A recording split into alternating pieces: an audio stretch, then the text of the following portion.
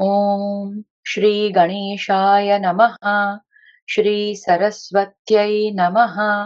श्री वेदव्यासाय नमः। नारायणं नमस्कृत्य नरं चैव नरोत्तमं देवीं सरस्वतीं व्यासं ततो जयमुदीरयेत्। पंचविंशोऽध्यायः। अर्जुन और भीमसेन द्वारा कौरवों की रथ सेना एवं गज सेना का संहार। अश्वत्थामा आदि के द्वारा दुर्योधन की खोज, कौरव सेना का पलायन तथा सात्यकी द्वारा संजय का पकड़ा जाना। संजय उवाच। संजय कहते हैं, महाराज, यद्यपि कौरव योद्धा युद्ध से पीछे न हटने वाले शूरवीर थे और विजय के लिए पूरा प्रयत्न कर रहे थे, तो भी उनके देखते देखते अर्जुन ने गांडीव धनुष से उनके संकल्प को व्यर्थ कर दिया। जैसे बादल पानी की धारा गिराता है, उसी प्रकार वे बाणों की वर्षा करते दिखाई देते थे। उन बाणों का स्पर्श इंद्र के वज्र की भांति कठोर था। वे बाण असह्य एवं महान शक्तिशाली थे। भरत श्रेष्ठ, किरीटधारी अर्जुन की मार खाकर वह बची हुई सेना आपके पुत्र के देखते देखते रणभूमि से भाग चली।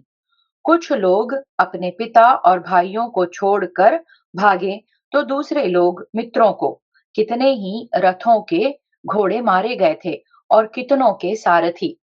प्रजानाथ, कहीं के रथों के जुए, धुरे, पहिए और हर से भी टूट गए थे। दूसरे योद्धाओं के बाण नष्ट हो गए और अन्य योद्धा अर्जुन के बाणों से पीड़ित हो गए थे। कुछ लोग घायल न होने पर भी भय से पीड़ित हो एक साथ ही भागने लगे और कुछ लोग अधिकांश बंधु बांधवों के मारे जाने पर पुत्रों को साथ लेकर भागे। नरव्याघ्र कोई पिता को पुकारते थे, कोई सहायकों को। प्रजानाथ, कुछ लोग अपने भाई बंधुओं और सगे संबंधियों को जहां के तहां छोड़कर भाग गए। बहुत से महारथी पार्थ के बाणों से अत्यंत घायल हो मूर्छित हो रहे थे। अर्जुन के बाणों से आहत हो कितने ही मनुष्य रणभूमि में ही पड़े पड़े उच्छ्वास लेते दिखाई देते थे। उन्हें दूसरे लोग अपने रथ पर बिठाकर घड़ी दो घड़ी आश्वासन दे स्वयं भी विश्राम करके प्यास बुझाकर पुनः युद्ध के लिए जाते थे। रणभूमि में उन्मत्त होकर लड़ने वाले कितने ही युद्धाभिलाषी योद्धा उन घायलों को वैसे ही छोड़कर आपके पुत्र की आज्ञा का पालन करते हुए पुनः युद्ध के लिए चल देते थे। भरत श्रेष्ठ, दूसरे लोग स्वयं पानी पीकर घोड़ों की भी थकावट दूर करते, उसके बाद कवच धारण करके लड़ने के लिए जाते थे। अन्य बहुत से सैनिक अपने घायल बंधुओं, पुत्रों और पिताओं को आश्वासन दे उन्हें शिविर में रख आते। उसके बाद युद्ध में मन लगाते थे। प्रजानाथ, कुछ लोग अपने रथ की रण सामग्री से सुसज्जित करके पांडव सेना पर चढ़ आते और अपनी प्रधानता के अनुसार किसी श्रेष्ठ वीर के साथ जूझना पसंद करते थे। वे शूरवीर कौरव सैनिक रथ में लगे हुए किंकिणी समूह से आच्छादित हो तीनों लोकों पर विजय पाने के लिए उद्यत हुए दैत्यों और दानवों के समान सुशोभित होते थे। कुछ लोग अपने सुवर्ण भूषित रथों के द्वारा सहसा आकर पांडव सेनाओं में धृष्टद्युम्न के साथ युद्ध करने लगे। पांचाल राजपुत्र धृष्टद्युम्न, महारथी शिखंडी और नकुल पुत्र शतानीक ये आपकी रथ सेना के साथ युद्ध कर रहे थे। तदनंतर आपके सैनिकों का वध करने के लिए उद्युत हो विशाल सेना से घिरे हुए धृष्टद्युम्न ने अत्यंत क्रोधपूर्वक आक्रमण किया। नरेश्वर, भरतनंदन, उस समय आपके पुत्र ने आक्रमण करने वाले धृष्टद्युम्न पर बहुत से बाण समूहों का प्रहार किया। राजन, आपके धनुर्धर पुत्र ने बहुत से नाराज, अर्धनाराज, शीघ्रकारी वत्सदंत और कारीगर द्वारा साफ किए हुए बाणों से धृष्टद्युम्न के चारों घोड़ों को मारकर उनकी दोनों भुजाओं और छाती में भी चोट पहुंचाई। दुर्योधन के प्रहार से अत्यंत घायल हुए महाधनुर्धर धृष्टद्युम्न अंकुश से पीड़ित हुए हाथी के समान कुपित हो उठे और उन्होंने अपने बाणों द्वारा उसके चारों घोड़ों को मौत के हवाले कर दिया तथा एक भल्ल से उसके सारथी का भी सिर धड़ से काट लिया। इस प्रकार रथ के नष्ट हो जाने पर शत्रु दमन राजा दुर्योधन एक घोड़े की पीठ पर सवार हो वहां से कुछ दूर हट गया। महाराज, अपनी सेना का पराक्रम नष्ट हुआ देख आपका महाबली पुत्र दुर्योधन वहीं चला गया जहां सुबल पुत्र शकुनी खड़ा था। रथ सेना के भंग हो जाने पर 3000 विशालकाय गजराजों ने समस्त पांडव रथियों को चारों ओर से घेर लिया। भरत नंदन, महाराज, समरांगण में गज सेना से घिरे हुए पांचों पांडव मेघों से आवृत हुए 5 ग्रहों के समान शोभा पाते थे। राजेंद्र, तब भगवान श्री कृष्ण जिनके सारथी हैं, वे श्वेत वाहन महाबाहु अर्जुन अपने बाणों का लक्ष्य पाकर रथ के द्वारा आगे बढ़े। उन्हें चारों ओर से पर्वताकार हाथियों ने घेर रखा था। वे तीखी धार वाले निर्मल नाराजों द्वारा उस गज सेना के साथ युद्ध करने लगे। वहां हमने देखा कि सव्यसाची अर्जुन के एक ही बाण की चोट खाकर बड़े बड़े हाथियों के शरीर विदीर्ण होकर गिर गए हैं और लगातार गिराए जा रहे हैं। मत वाले हाथी के समान पराक्रमी बलवान भीमसेन उन गजराजों को आते देख तुरंत ही रथ से कूदकर हाथ में विशाल गदा लिए दंडधारी यमराज के समान उन पर कूद पड़े। पांडव महारथी भीमसेन को गदा उठाए देख आपके सैनिक भय से थर्रा उठे और मलमूत्र त्याग करने लगे। भीमसेन के गदा हाथ में लेते ही सारी कौरव सेना उद्विग्न हो उठी। हमने देखा भीमसेन की गदा से उन धूली धूसर पर्वताकार हाथियों के कुंभ स्थल फट गए हैं और वे इधर उधर भाग रहे हैं। भीमसेन की गदा से घायल हो वे हाथी भाग चले और आर्तनाद करके पंख कटे हुए पर्वतों के समान पृथ्वी पर गिर पड़े। कुंभ स्थल फट जाने के कारण इधर उधर भागते और गिरते हुए बहुत से हाथियों को देखकर आपके सैनिक संत्रस्त हो उठे। युधिष्ठिर तथा माद्री कुमार पांडुपुत्र नकुल सहदेव भी अत्यंत कुपित हो गीध की पंखों से युक्त पहने बाणों द्वारा उन हाथियों को यमलोक भेजने लगे। उधर धृष्टद्युम्न ने समरांगण में राजा दुर्योधन को पराजित कर दिया था। महाराज, जब आपका पुत्र घोड़े की पीठ पर सवार हो वहां से भाग गया, तब समस्त पांडवों को हाथियों से घिरा हुआ देखकर धृष्टद्युम्न ने सहसा उस गज सेना पर धावा किया। पांचाल राज के पुत्र धृष्टद्युम्न उन हाथियों को मार डालने के लिए वहां से चल दिए। इधर रथ सेना में शत्रु दमन दुर्योधन को न देखकर अश्वत्थामा, कृपाचार्य और सात्वत वंशी कृतवर्मा ने समस्त क्षत्रियों से पूछा, राजा दुर्योधन कहाँ चले गए? वर्तमान जनसंहार में राजा को न देखकर वे महारथी आपके पुत्र को मारा गया मान बैठे और मुंह उदास करके सबसे आपके पुत्र का पता पूछने लगे। कुछ लोगों ने कहा, सारथी के मारे जाने पर पांचाल राज की उस दुस्सह सेना को त्याग कर राजा दुर्योधन वहीं गए हैं जहां शकुनी है। दूसरे अत्यंत घायल हुए क्षत्रिय वहां इस प्रकार कहने लगे, अरे, दुर्योधन से यहाँ क्या काम है? यदि वे जीवित होंगे तो तुम सब लोग उन्हें देख ही लोगे। इस समय तो सब लोग एक साथ होकर केवल युद्ध करो, राजा तुम्हारी क्या सहायता करेंगे? वहां जो क्षत्रिय युद्ध कर रहे थे, उनके अधिकांश वाहन नष्ट हो गए थे, शरीर क्षत विक्षत हो रहे थे। वे बाणों से पीड़ित होकर कुछ अस्पष्ट वाणी में बोले, हम लोग जिससे घिरे हैं उस सारी सेना को मार डालें। ये सारे पांडव गज सेना का संहार करके हमारे समीप चले आ रहे हैं।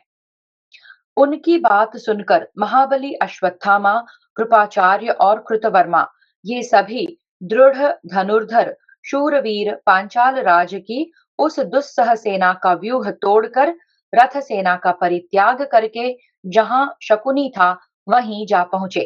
राजन, उन सब के आगे बढ़ जाने पर धृष्टद्युम्न आदि पांडव आपकी सेना का संहार करते हुए वहां आ पहुंचे।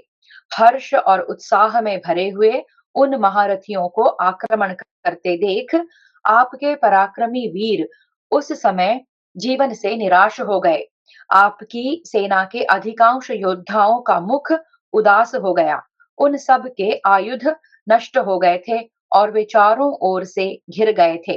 राजन, उन सब की वैसी अवस्था देख मैं जीवन का मोह छोड़कर अन्य चार महारथियों को साथ ले हाथी और घोड़े दो अंगों वाली सेना से मिलकर धृष्टद्युम्न की सेना के साथ युद्ध करने लगा।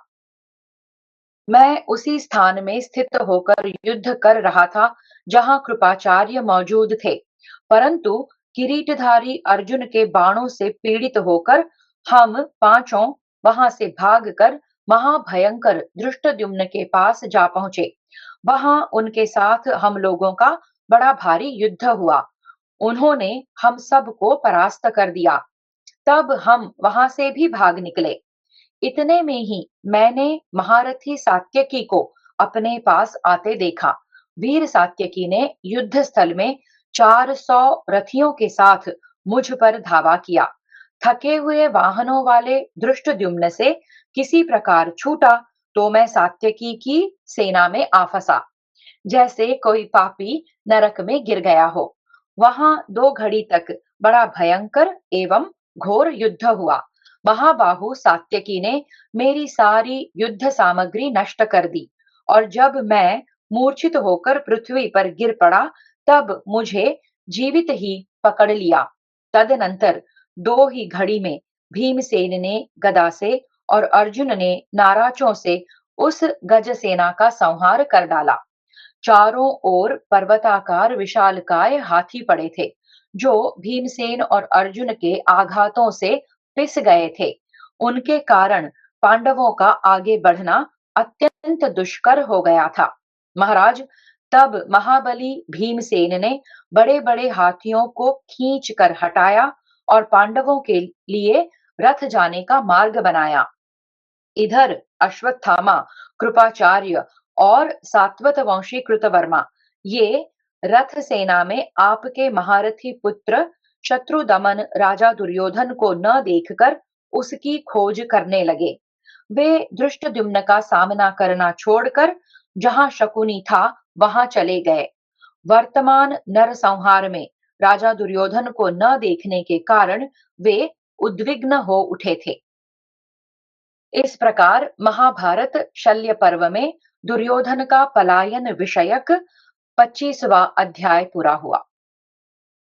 षड्विंशोऽध्यायः। भीमसेन के द्वारा धृतराष्ट्र के 11 पुत्रों का और बहुत सी चतुरंगिणी सेना का वध। संजय उवाच।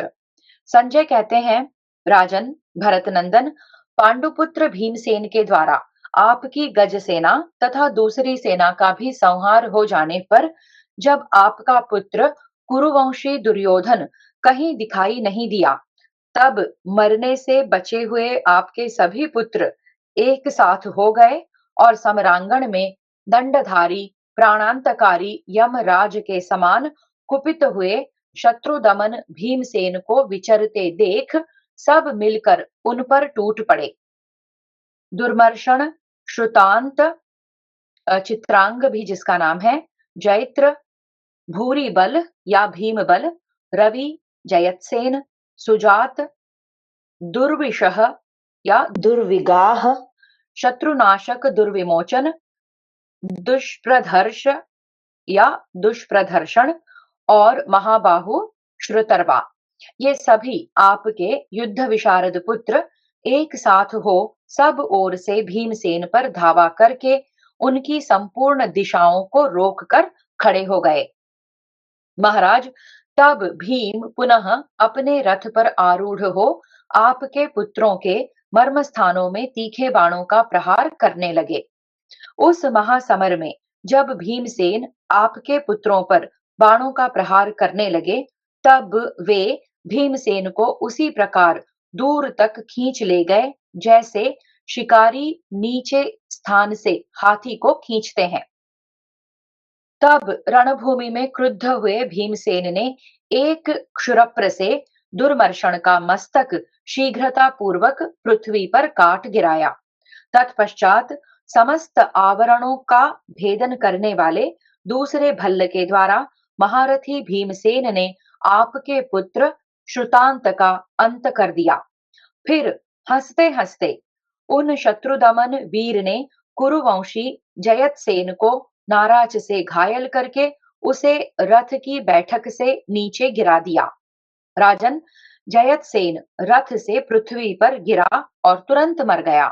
मान्यवर नरेश, तदनंतर क्रोध में भरे हुए श्रुतर्वा ने गीध की पांख और झुकी हुई गांठ वाले 100 बाणों से भीमसेन को बींध डाला।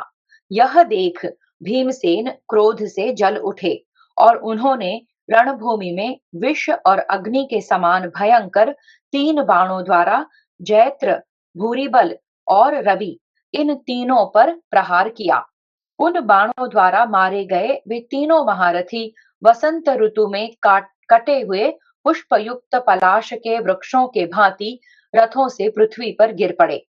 इसके बाद शत्रुओं को संताप देने वाले भीमसेन ने दूसरे तीखे भल्ल से दुर्विमोचन को मारकर मृत्यु के लोक में भेज दिया।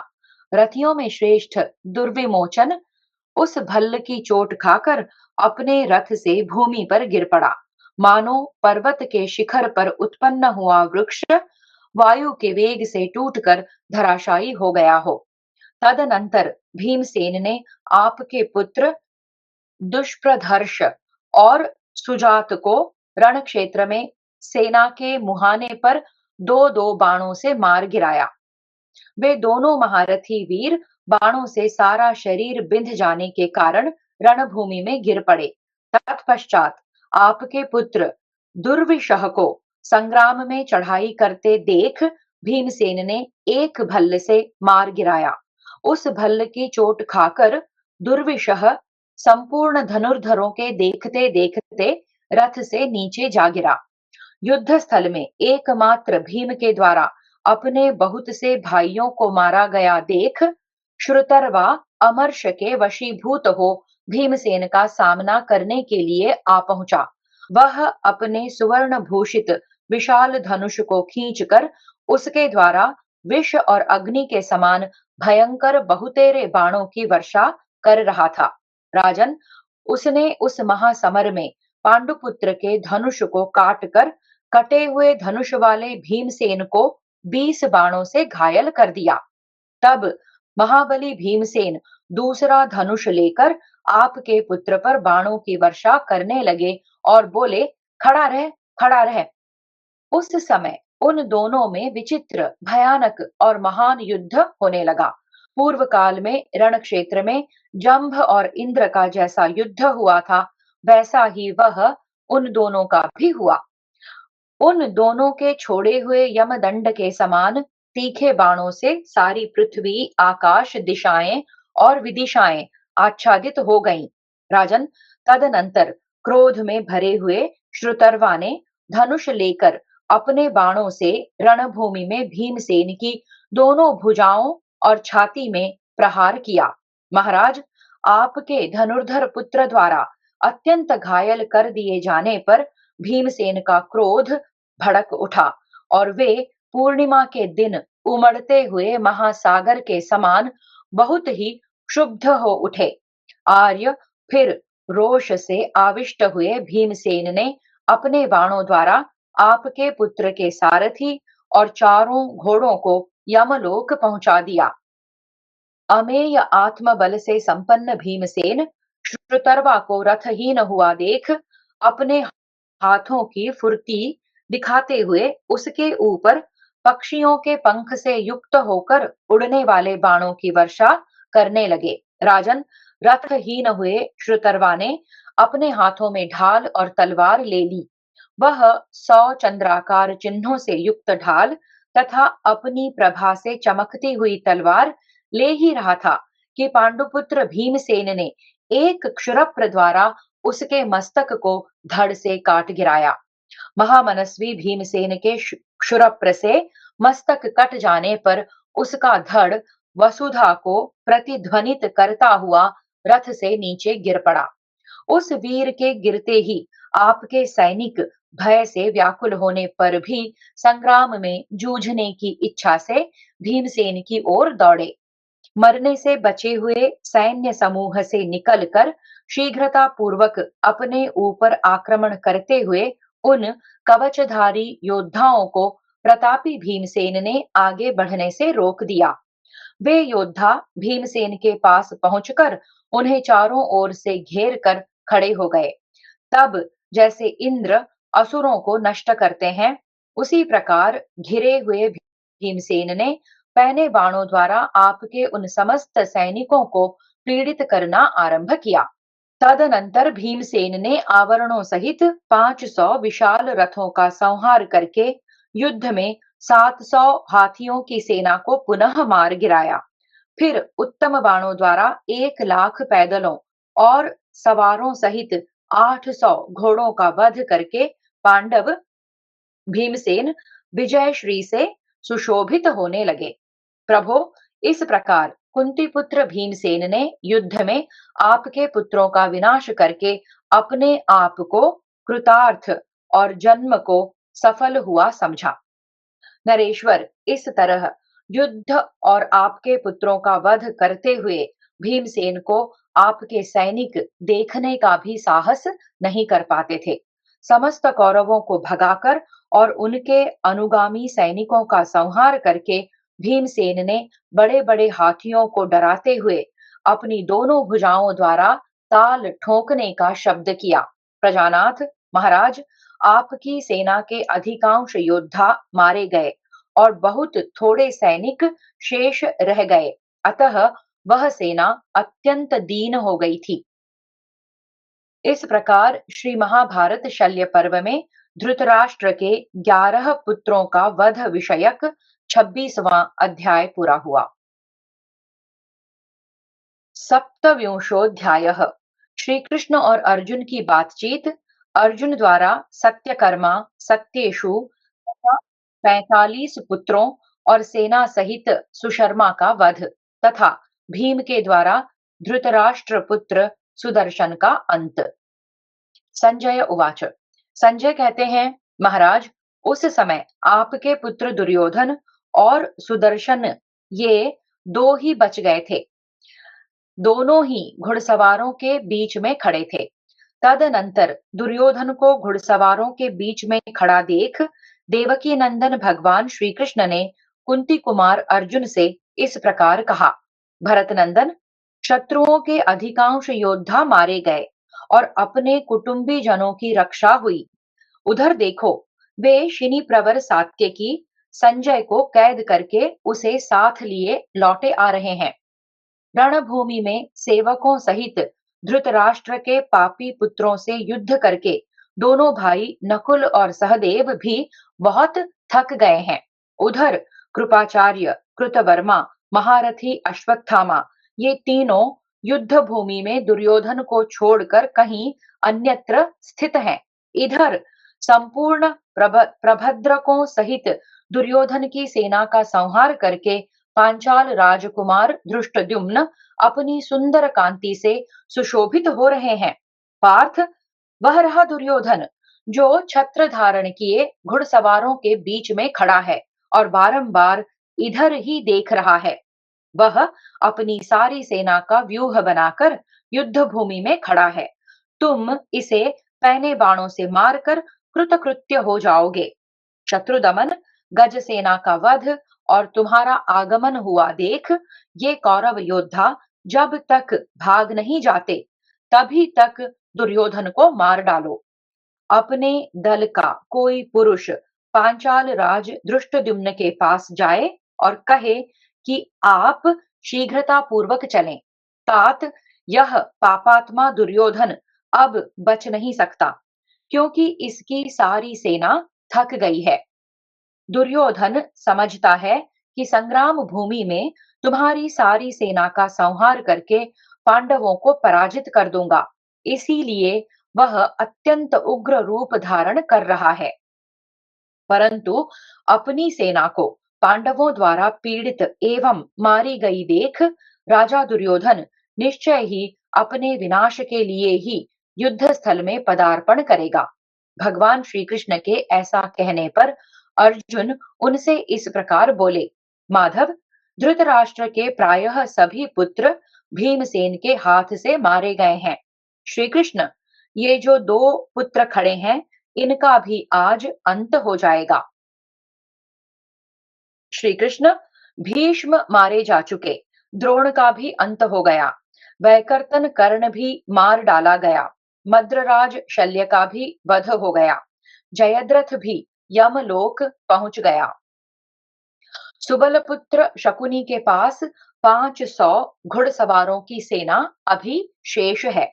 जनार्दन, उसके पास 200 रथ, 100 से कुछ अधिक हाथी और 3000 पैदल सैनिक भी शेष रह गए हैं। माधव, दुर्योधन की सेना में अश्वत्थामा, कृपाचार्य, त्रिगर्तराज सुशर्मा, उलूक, शकुनी और सात्वतवंशी कृतवर्मा, ये थोड़े से ही वीर सैनिक शेष रह गए हैं। निश्चय ही इस पृथ्वी पर किसी को भी काल से छुटकारा नहीं मिलता, तभी तो इस प्रकार अपनी सेना का संहार होने पर भी दुर्योधन युद्ध के लिए खड़ा है। उसे देखिए, आज के दिन महाराज युधिष्ठिर शत्रुहीन हो जाएंगे। श्री कृष्ण, मैं सोचता हूँ कि आज शत्रु दल का कोई भी योद्धा यहाँ मेरे हाथ से बचकर नहीं जा सकेगा। जो मदोन्मत्त वीर आज युद्ध छोड़कर भाग नहीं जाएंगे, उन सब को वे मनुष्य न होकर देवता या दैत्य ही क्यों न हो, मैं मार डालूंगा।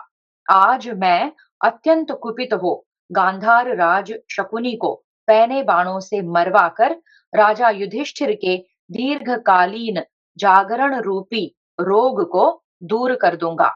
दुराचारी सुबलपुत्र शकुनी ने द्यूत सभा में छल करके जिन रत्नों को हर लिया था, उन सब को मैं वापस ले लूंगा।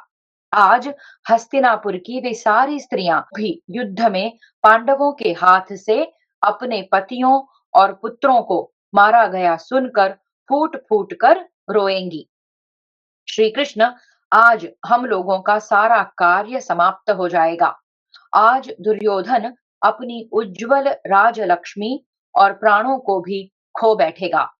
वृष्णि नंदन श्री कृष्ण, यदि वह मेरे भय से युद्ध से भाग न जाए, तो मेरे द्वारा उस मूढ़ दुर्योधन को आप मारा गया ही समझें। शत्रुदमन, यह घुड़सवारों की सेना मेरे गांडीव धनुष की टंकार को नहीं सह सकेगी। आप घोड़े बढ़ाइए, मैं अभी इन सब को मारे डालता हूँ। राजन, यशस्वी पांडुपुत्र अर्जुन के ऐसा कहने पर दशार्ह कुल नंदन श्री कृष्ण ने दुर्योधन की सेना की ओर घोड़े बढ़ा दिए। मान्यवर, उस सेना को देखकर 3 महारथी भीमसेन, अर्जुन और सहदेव युद्ध सामग्री से सुसज्जित हो दुर्योधन के वध की इच्छा से सिंहनाद करते हुए आगे बढ़े। उन सब को बड़े वेग से धनुष उठाए एक साथ आक्रमण करते देख सुबलपुत्र शकुनी रणभूमि में आतताई पांडवों की ओर दौड़ा। आपका पुत्र सुदर्शन भीम का सामना करने लगा। सुशर्मा और शकुनी ने किरीटधारी अर्जुन के साथ युद्ध छेड़ दिया। नरेश्वर, घोड़े की पीठ पर बैठा हुआ आपका पुत्र दुर्योधन सहदेव के सामने आया। उसने बड़े यत्न से सहदेव के मस्तक पर शीघ्रता पूर्वक प्रास का प्रहार किया। आपके पुत्र द्वारा ताड़ित होकर सहदेव फुफकारते हुए विषधर सर्प के समान लंबी सांस खींचते हुए रथ के पिछले भाग में बैठ गया। उसका सारा शरीर लहूलुहान हो गया। प्रजानाथ थोड़ी देर में सचेत होने पर क्रोध में भरे हुए सहदेव दुर्योधन पर पैने बाणों की वर्षा करने लगे। कुंती पुत्र अर्जुन ने भी युद्ध में पराक्रम करके घोड़ों की पीठों से शूरवीरों के मस्तक काट गिराए।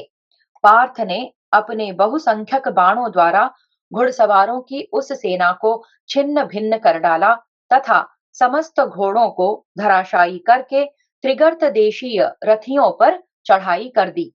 तब वे त्रिगर्त देशीय महारथी एक साथ होकर अर्जुन और श्री कृष्ण को अपने बाणों की वर्षा से आच्छादित करने लगे।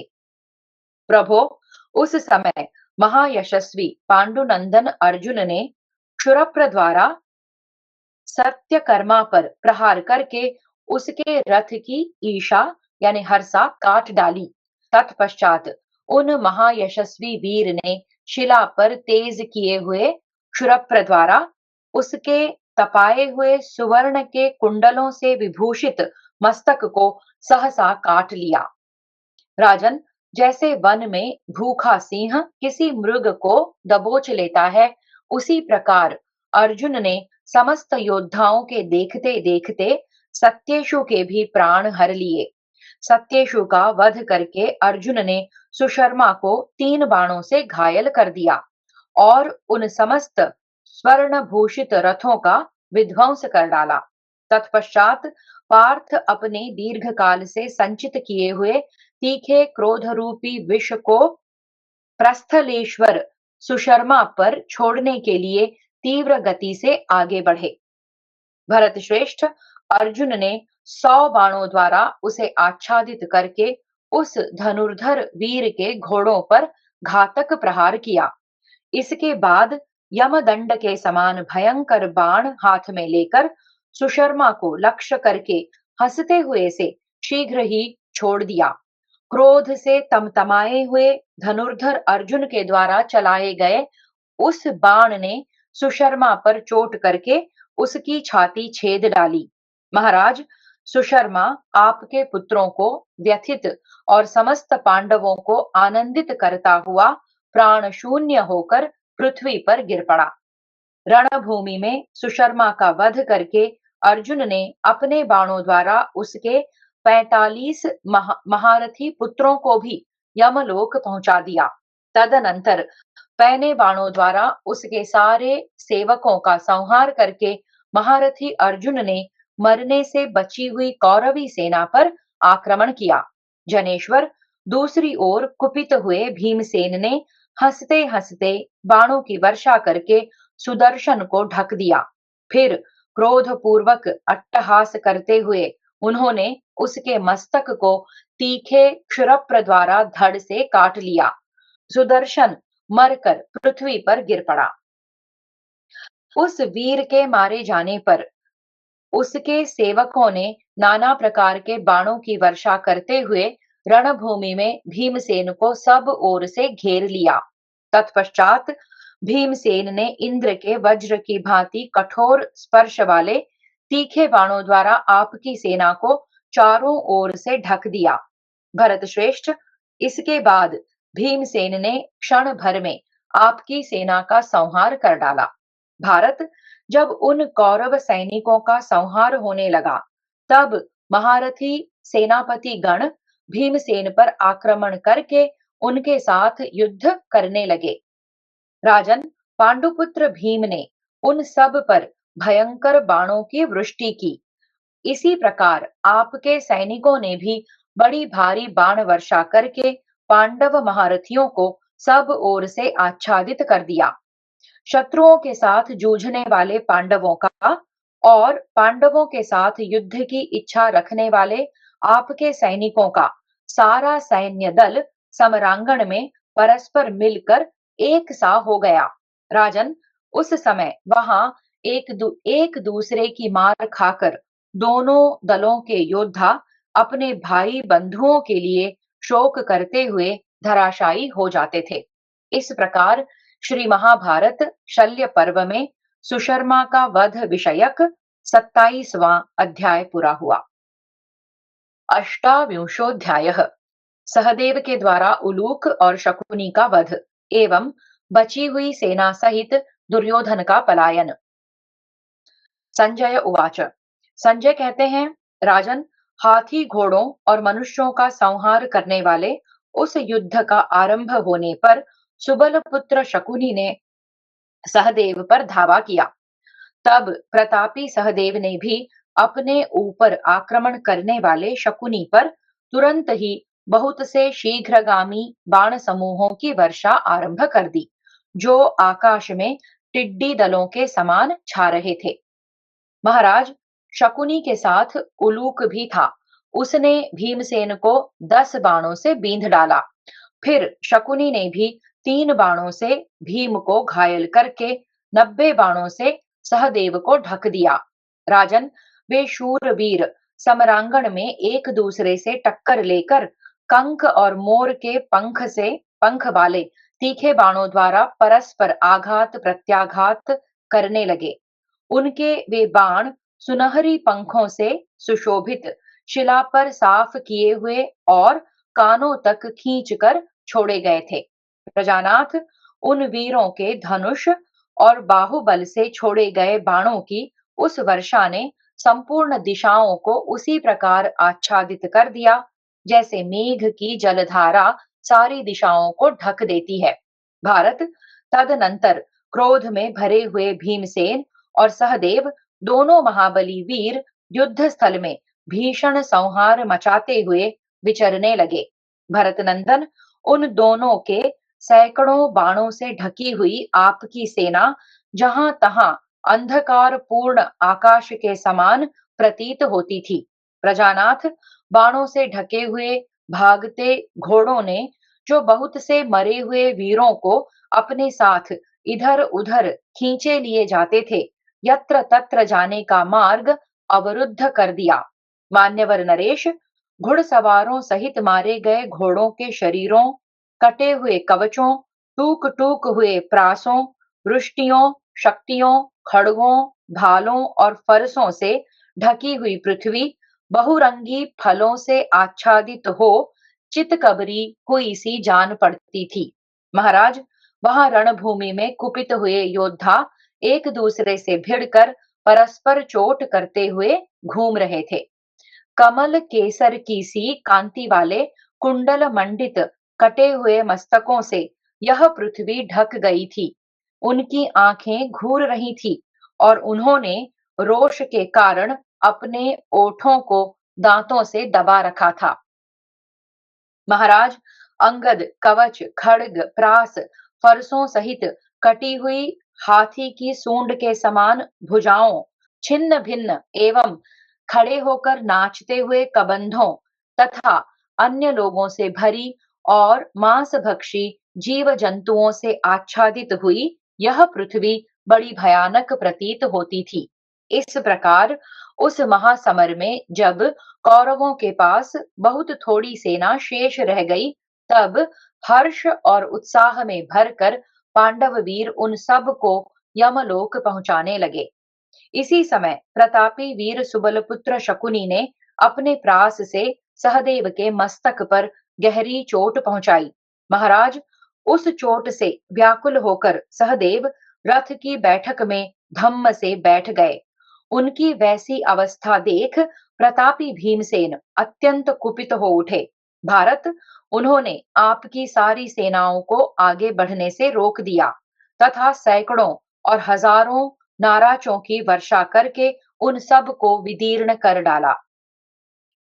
शत्रु दमन भीमसेन ने शत्रु सेनाओं को विदीर्ण करके बड़े जोर से सिंहनाद किया। उनकी उस गर्जना से भयभीत हो शकुनी के पीछे चलने वाले सारे सैनिक घोड़े और हाथियों सहित सहसा भाग खड़े हुए।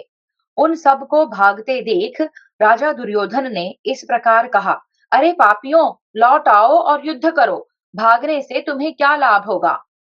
जो धीर वीर रणभूमि में पीठ न दिखाकर प्राणों का परित्याग करता है, वह इस लोक में अपनी कीर्ति स्थापित करके मृत्यु के पश्चात उत्तम लोकों में सुख भोगता है।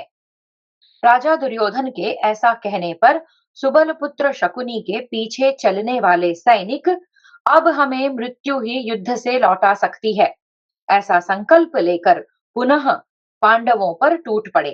राजेंद्र, वहां धावा करते समय उन सैनिकों ने बड़ा भयंकर कोलाहल मचाया। वे विक्षुब्ध समुद्र के समान क्षोभ में भरकर सब ओर छा गए। महाराज, शकुनी के सेवकों को इस प्रकार सामने आया देख विजय के लिए उद्यत हुए पांडव वीर आगे बढ़े। प्रजानाथ, इतने ही में स्वस्थ होकर दुर्धर्ष वीर सहदेव ने हंसते हुए से 10 बाणों से शकुनी को बींध डाला और 3 बाणों से उसके घोड़ों को मारकर हंसते हुए से अनेक बाणों द्वारा सुबलपुत्र के धनुष को भी टूक टूक कर डाला। तदनंतर दूसरा धनुष हाथ में लेकर रण दुर्मद शकुनी ने नकुल को 60 और भीमसेन को 7 बाणों से घायल कर दिया। महाराज, रणभूमि में पिता की रक्षा करते हुए उलूक ने भीमसेन को 7 और सहदेव को 70 बाणों से क्षत विक्षत कर दिया। तब भीमसेन ने समरांगण में 9 बाणों से उलूक को, 64 बाणों से शकुनी को और 3-3 बाणों से उसके पार्श्व रक्षकों को भी घायल कर दिया। भीमसेन के नाराजों को तेल पिलाया गया था।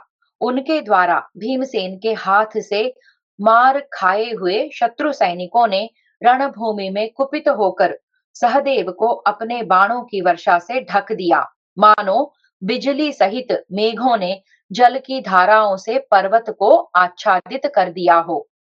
महाराज, तब प्रतापी शूरवीर सहदेव ने एक भल्ल मारकर अपने ऊपर आक्रमण करने वाले उलूक का मस्तक काट डाला।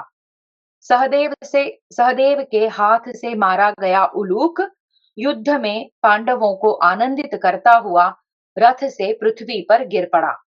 उस समय उसके सारे अंग खून से लथपथ हो गए थे।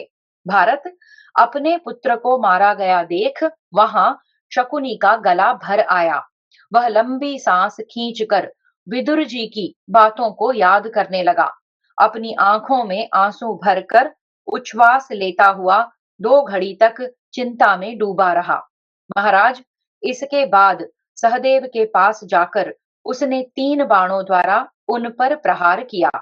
उसके छोड़े हुए उन बाणों का अपने शर समूहों से निवारण करके प्रतापी सहदेव ने युद्ध स्थल में उसका धनुष काट डाला। राजेंद्र, धनुष कट जाने पर उस समय सुबलपुत्र शकुनी ने एक विशाल खड्ग लेकर उसे सहदेव पर दे मारा।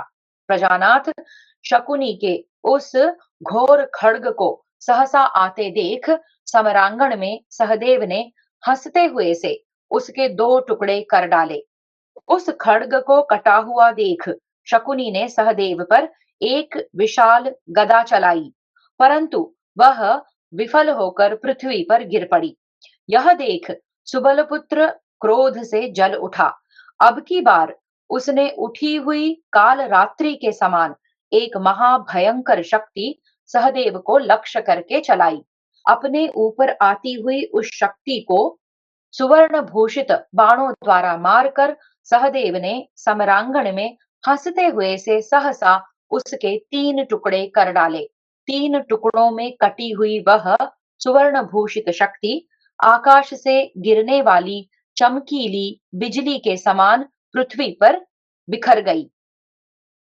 उस शक्ति को नष्ट हुई देख और सुबलपुत्र शकुनी को भी भय से पीड़ित जान आपके सभी सैनिक भयभीत हो शकुनी सहित वहां से भाग खड़े हुए।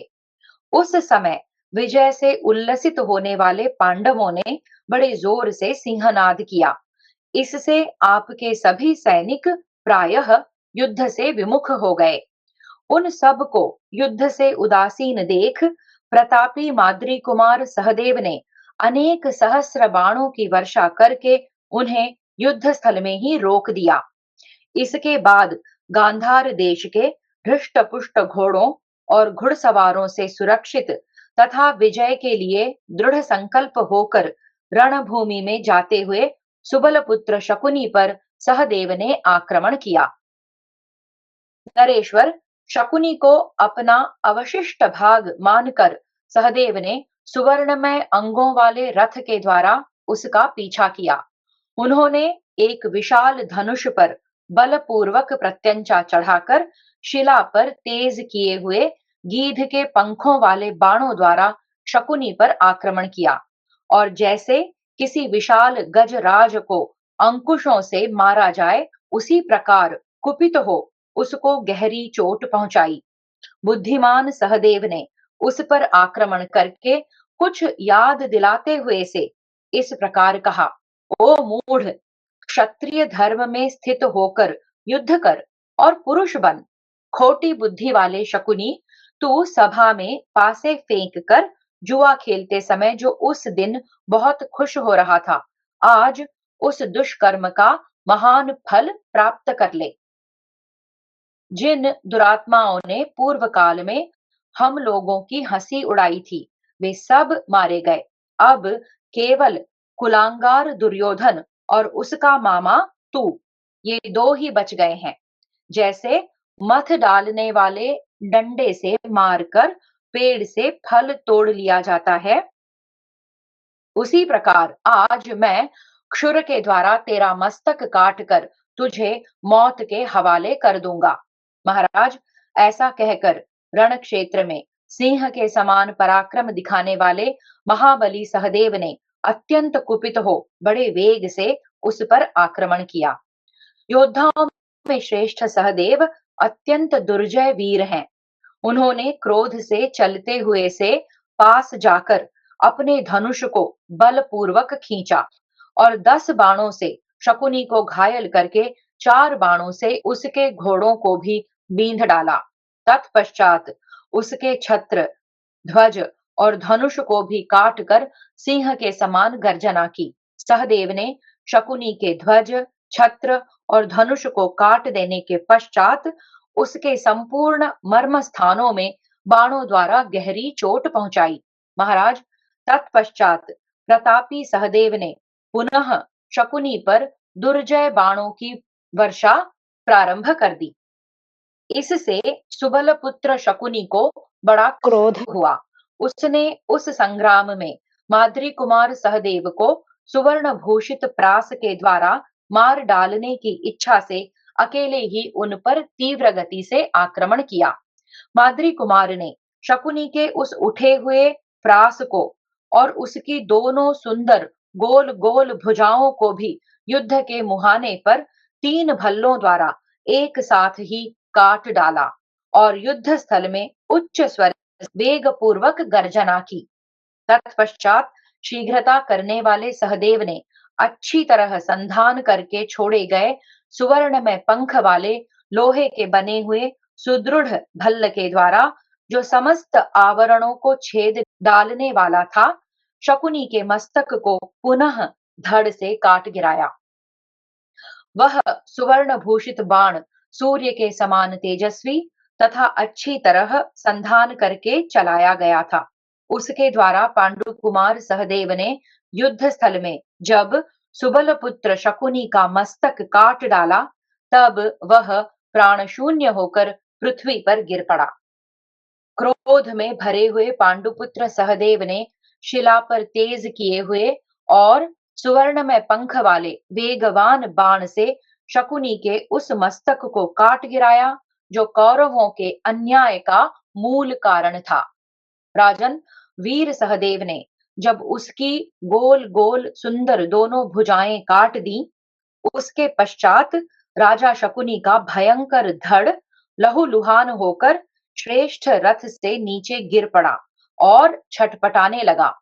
शकुनी को मस्तक से रहित एवं खून से लथपथ होकर पृथ्वी पर पड़ा देख आपके योद्धा भय के कारण अपना धैर्य खो बैठे और हथियार लिए हुए संपूर्ण दिशाओं में भाग गए।